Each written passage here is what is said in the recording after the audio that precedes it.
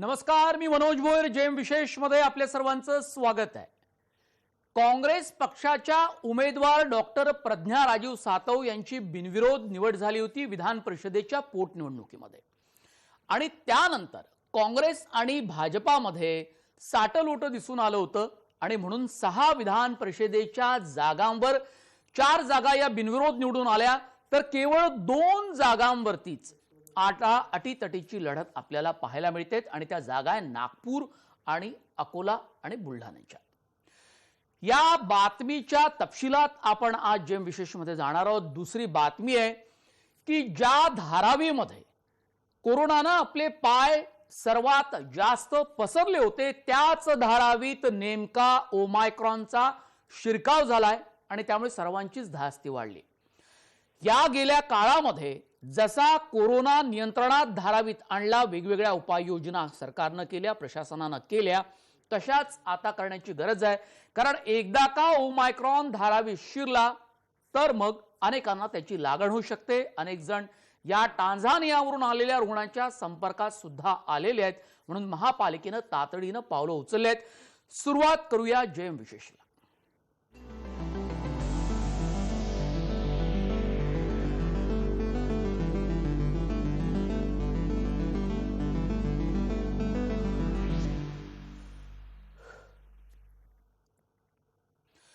काँग्रेस पक्षाच्या उमेदवार डॉक्टर प्रज्ञा राजीव सातव यांची बिनविरोध निवड विधान परिषदेच्या निवडणुकीमध्ये झाली होती.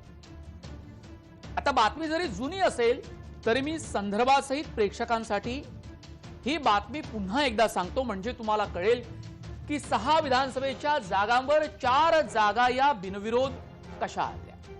काँग्रेस पक्षाच्या उमेदवार डॉक्टर प्रज्ञा राजीव सातव यांची विधान परिषद पोटनिवडणुकीत बिनविरोध निवड झाली होती.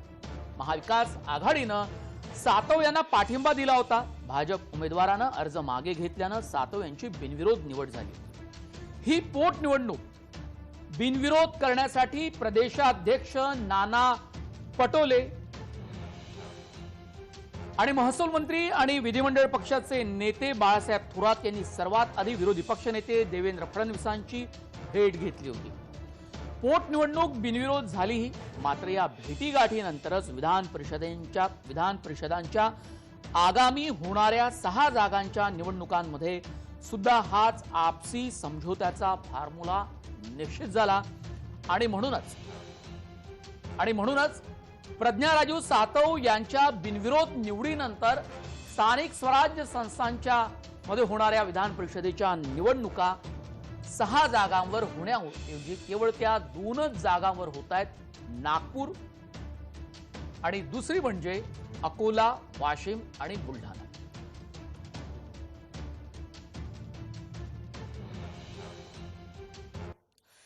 या 6 जागांपैकी 4 जागांवर बिनविरोध निवड कशी झाली, त्याच्या मागची राजकीय कारणं कोणती, राजकीय वेगवेगळ्या पक्षांची गरज कोणती, तेही पाहूया ग्राफिकच्या माध्यमातून.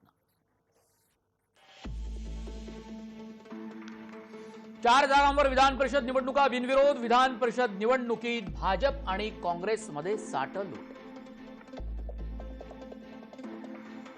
4 जागांवर विधान परिषद निवडणुका बिनविरोध झाल्या. 2 जागांवर शुक्रवारी मतदान झालं.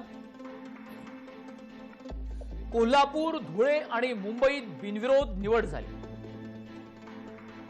कोल्हापुरात राज्यमंत्री सतेज पाटील विजयी झाले, तर भाजपच्या अमल महाडिकनी ऐनवेळी नवी दिल्लीवरून दूरध्वनी आल्यावर आपला उमेदवारी अर्ज मागे घेतला. भाजपच्या अमल महाडिक यांची निवडणुकीतून अखेर माघार झाली आणि बंटी सतेज पाटील जे राज्यमंत्री आहेत त्यांची निवड झाली. धुळ्यात भाजपच्या अमरीश पटेल यांची बिनविरोध निवड झाली, कारण धुळ्यात काँग्रेसच्या उमेदवारानं माघार घेतली. मुंबईत भाजपच्या राजहंस सिंह यांचा मार्गही सुकर झाला, कारण काँग्रेसचं पक्षीय बलाबल हे कमजोर झाल्यानंतर, म्हणजेच त्यांना काँग्रेसला असं वाटल्यानंतर त्यांनी एकही उमेदवार दिला नाही आणि राजहंस सिंह हे विधान परिषद वर्धेवर जाण्यासाठी मोकळे झाले. मुंबई शिवसेनेचे सुनील शिंदे यांची ही निवड निश्चित मानली जाते. याचं कारण असं आहे की भाजपनंही कोणताही उमेदवार त्या जागी दिला नाही. हे सगळं आपसातलं राजकारण समजावून सांगण्याचा उद्देश इतकाच आहे की राजकीय गरज ज्या ज्या वेळेला असते, राजकीय गरज ज्या ज्या वेळेला असते त्या त्या वेळेला आपापली गरज भागवण्यासाठी सर्वच राजकीय पक्ष हे एकत्र येत असतात। याचा दुसरा आणखी चांगला फायदा असा आहे की घोडेबाजार निवडणुकीतला टाळण्यासाठी जर आपसातले वाद आणि मतभेद दूर सारत अशा निवडणुका होण्याची खरं तर गरजही आहे, पण या सगळ्या विधान परिषदेच्या निवडणुकीमध्येच अशा प्रकारचे आपसी समझोते होत असतात, निर्णय होत असतात। पण अर्थात निवडणुकीतला घोडेबाजार टळला आणि त्याची सुरुवात डॉक्टर प्रज्ञा राजीव सातव यांच्या निवडणुकीपासून झाली हे चांगलंच म्हणायला पाहिजे।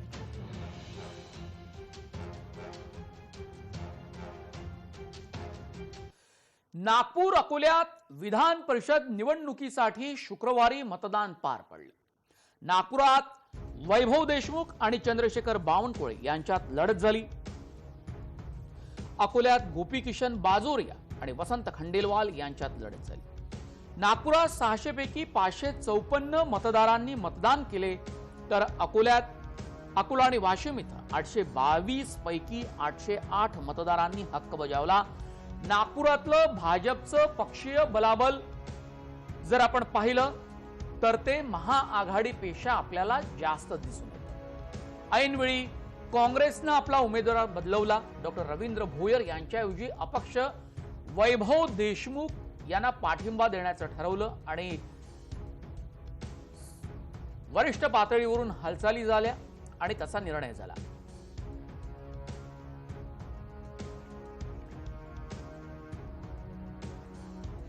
नागपुरातली ही निवडणूक अत्यंत अटीतटीची होईल असं म्हटलं जातं, पण भाजप वरचढ आपल्याला पाहायला मिळतो। मंगेश देशमुख हे अपक्ष उमेदवार आहेत आणि मंगेश देशमुख यांना काँग्रेसनं पाठिंबा देण्याचं ठरवलेलं आहे। मंगेश देशमुख यांना काँग्रेसनं ऐनवेळी पाठिंबा देण्याचा निर्णय का घेतला तर याचं कारणही मजेशीर आहे। कारण मंगेश देशमुख यांचं पारडं हे आपल्याला जड पाहायला मिळालं आणि म्हणून डॉक्टर रवींद्र भोयर यांना अखेरच्या क्षणी माघार घ्यावी लागली। खरं तर डॉक्टर रवींद्र भोयर हे निवडणुकीच्या मैदानात आता आहे, मात्र पाठिंबा काँग्रेसचा हा वैभव देशमुखला आहे।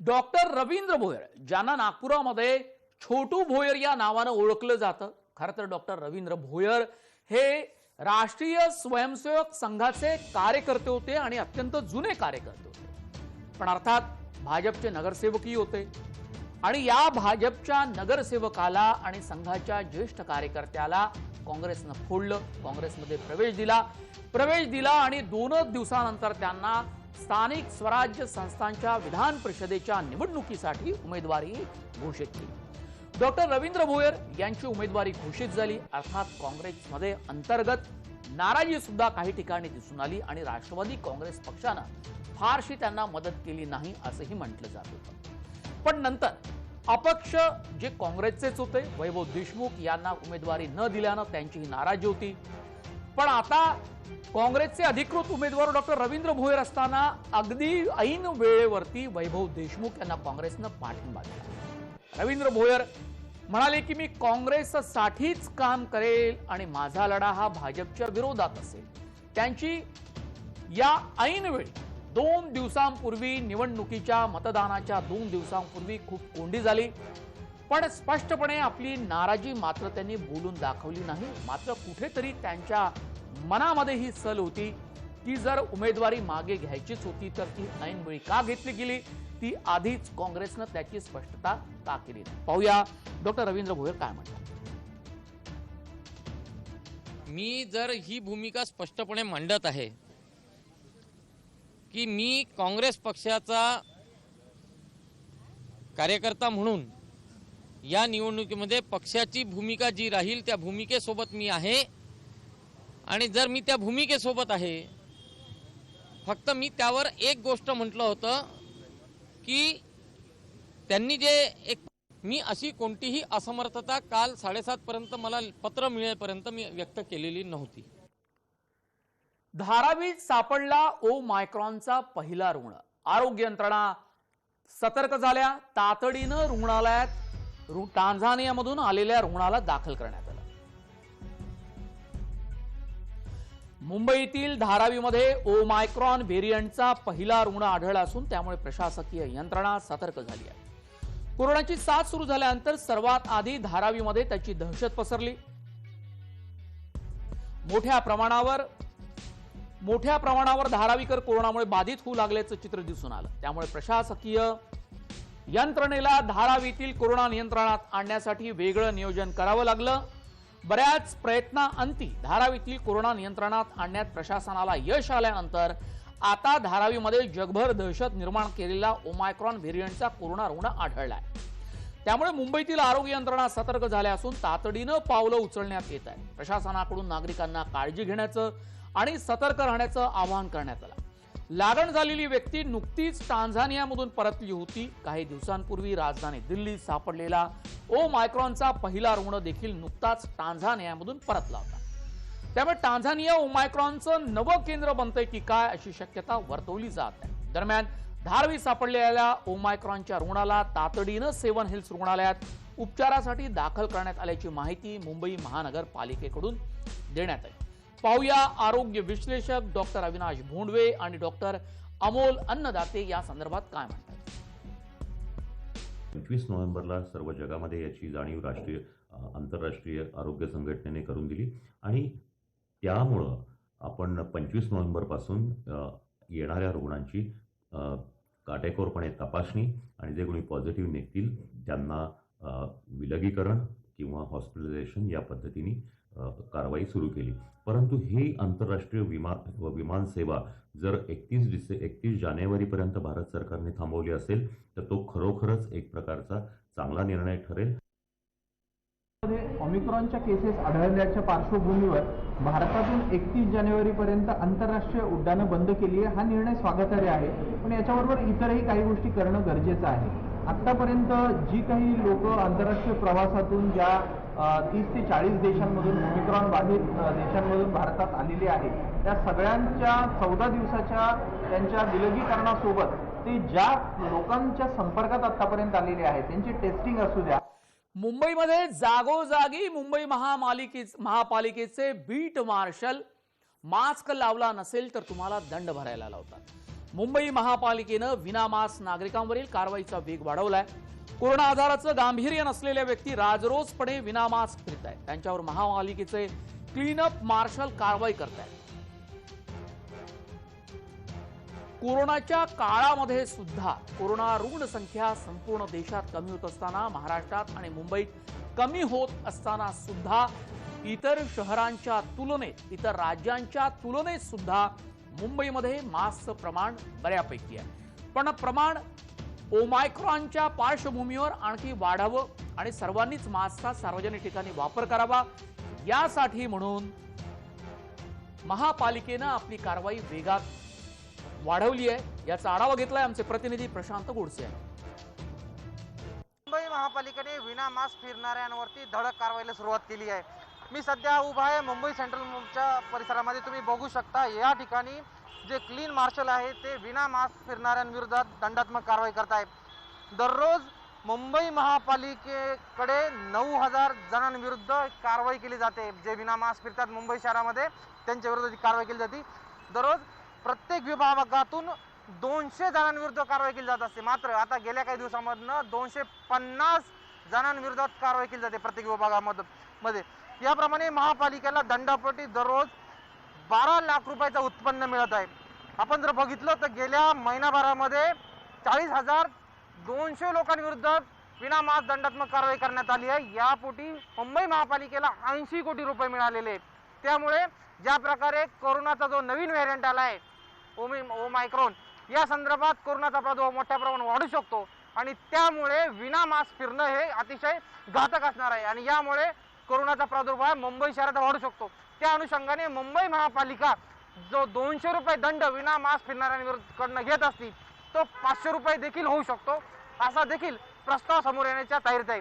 त्यामुळे मुंबईकरांनो, मुंबई बाहेर पडताना कोणीही विना मास्क घराबाहेर पडू नये अशी विनंती, असं आवाहन जय महाराष्ट्राच्या माध्यमातून आपण करतो.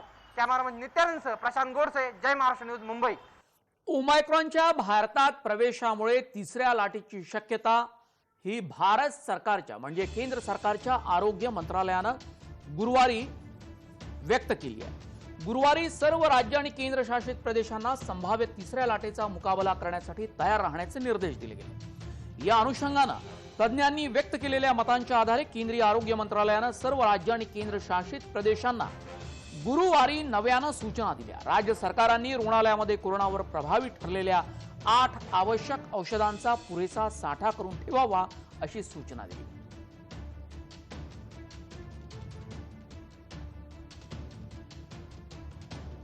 के साथ ही अगर हम इस ग्लोबल सिनेरियो को देखें तो इस 59 कंट्रीज में 2936 टोटल ओमिक्रॉन केसेस पाए जा चुके हैं. साथ ही 78,064 प्रोबेबल ओमिक्रॉन केसेस, यानी कि वह केसेस जिनका अभी भी होल जीनोम सीक्वेंसिंग सैंपलिंग चल रही है बट हो सकता है कि वह ओमिक्रॉन पॉजिटिव हों, उस के बारे में भी अभी होल जीनोम सीक्वेंसिंग और टेस्टिंग की जा रही है. कोरोनाचे नवीन 4 प्रकार आढळून आले. डेल्टाचे नवे 4 व्हेरियंट हे अत्यंत धोकादायक ठरत आहेत. त्यांची नाव आपण पाहूया. उलटात त्याचे 4 व्हेरियंट असे आहेत. डेल्टाचे 4 व्हेरियंट प्रकाराची साथ असल्याची माहिती समोर आली. हे 4 प्रकार जास्त धोकादायक असल्याचं डॉक्टरांचं म्हणणं आहे.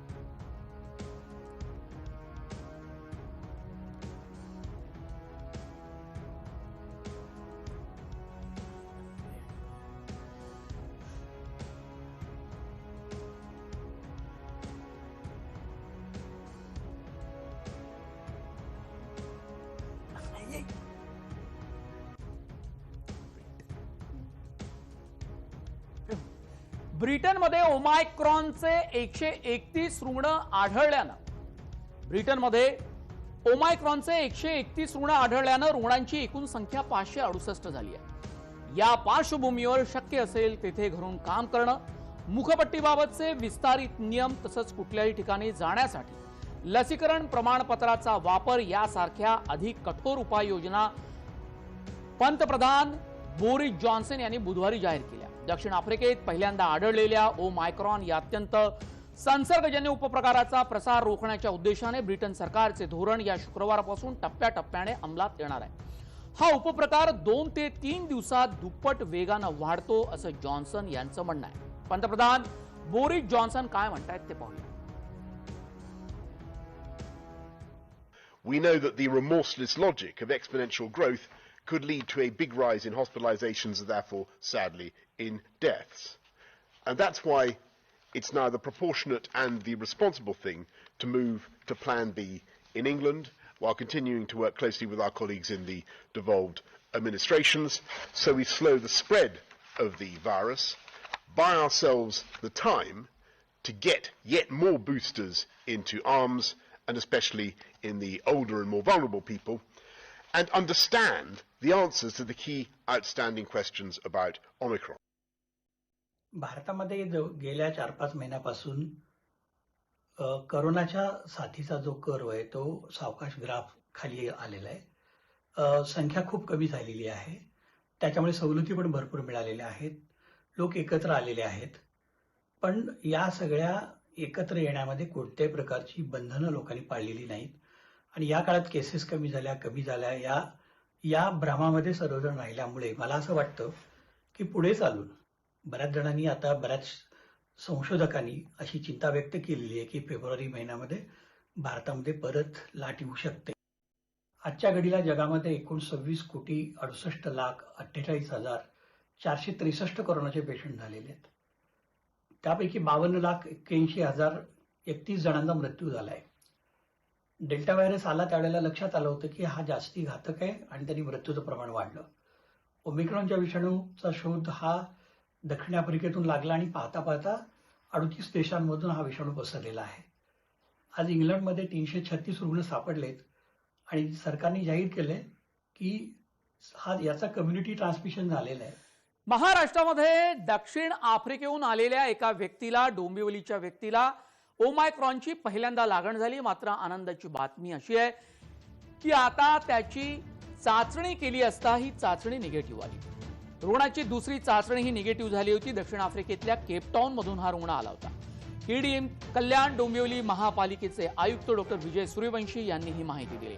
दक्षिण आफ्रिकेच्या केपटाऊन मधून 24 नोव्हेंबरला डोंबिवलीत हा 33 वर्षाचा रुग्ण आला होता.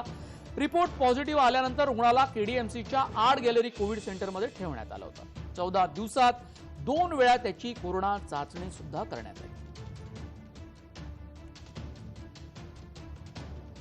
जे नागरिक साऊथ आफ्रिकेहून आले होते आणि ओमायक्रॉन पॉझिटिव्ह आढळले होते ते आपल्या कोविड हॉस्पिटलमध्ये ॲडमिट होते. आज त्यांची टेस्ट निगेटिव्ह आल्याने त्यांची दुसऱ्यांदा आता ही टेस्ट ही 14 दिवसांनंतर निगेटिव्ह आली आहे. त्यांना आज डिस्चार्ज दिलेला आहे संध्याकाळी 6 वाजता आणि त्यांची प्रकृती अत्यंत उत्तम आहे. त्यांना कोणताही सिम्पटम नाही. या ओमायक्रॉनचा परिणाम देशामध्ये जगामध्ये वेगवेगळ्या देशांवर सुद्धा होतो. तसा तो भारतावी झाला. पहिला मोठा परिणाम म्हणजे आंतरराष्ट्रीय विमान उड्डाणे 31 जानेवारीपर्यंत बंद करण्याचा निर्णय केंद्र सरकारनं घेतला. ओमायक्रॉनच्या पार्श्वभूमीवर केंद्र सरकारचा हा निर्णय निर्गमित करण्यात आलाय. जगभरात ओमायक्रॉन व्हेरियंटची रुग्णसंख्या वाढत आहे. या पार्श्वभूमीवर केंद्र सरकारनं हा निर्णय घेतला. भारतातून ये जा करणारी आंतरराष्ट्रीय उड्डाणे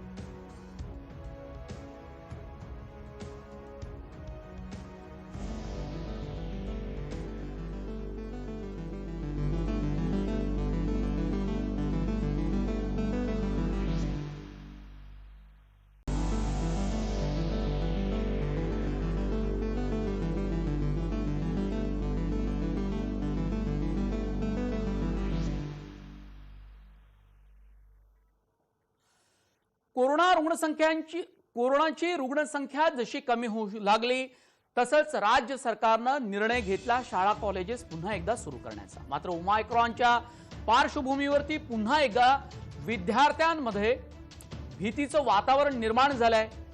त्यात संपूर्ण लस न घेतलेले विद्यार्थी अनेक आहेत. त्यामुळे शाळा कॉलेजेसमध्ये जायचं कसं असा सवाल त्यांना पडलेला आहे आणि हा सवाल त्यांनी थेट महाविद्यालयाच्या प्रशासनाला सुद्धा विचारलाय.